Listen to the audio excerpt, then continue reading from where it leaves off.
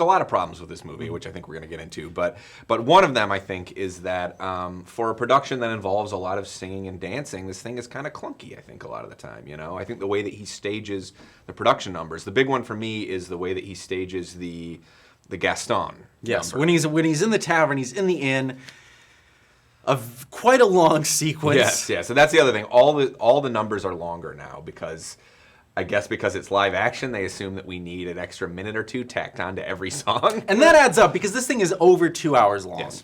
There's no reason for any version of, even the Cocteau, which is quite long Yes. by the standards of his time, I think is nowhere near this long, and certainly not this version of the fairy tale. Right. Well, I mean, it's 45 minutes longer, but than the animated film. And we keep bringing that up because this is not the relationship between this and the animated film is very direct. This is not. It's not like Disney was like, well, we can make another Beauty and the Beast movie and we can do something different with it. This is a remake of the animated film down to all of the songs have been reproduced. There are 4 new songs, but we have the exact. Otherwise, it's the exact same soundtrack. And the plot basically unfolds the same way, but with sort of extra, like, fat around the edges. Yeah. You know, there's more. We get more backstory. Lots of unnecessary. I mean, this is a film that over explains something that a 5-year-old can understand. Like a 5-year-old, 4-year-old can follow Beauty and the Beast. It's a fairy tale. You don't need to explain the motivations of every single character. Yeah. But apparently, some executive somewhere was like, "Oh, why were the servants also turned into inanimate objects? We talked they didn't about do that anything today.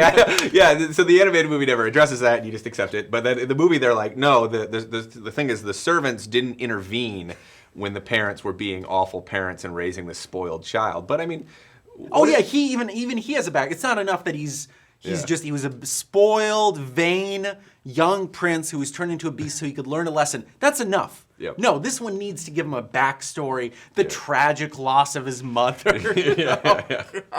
Just also, what were those servants supposed to do? Especially why did the dog?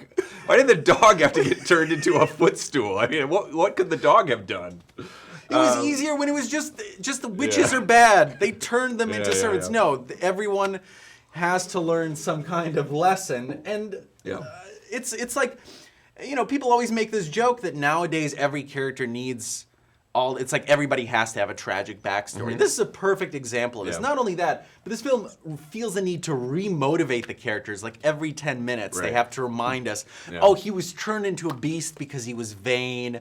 Oh, we're going to turn permanently into clocks if we don't do this. It's Just like in Disney, case you tuned we get out. the premise. Like, we understand. We're here. We're sitting down.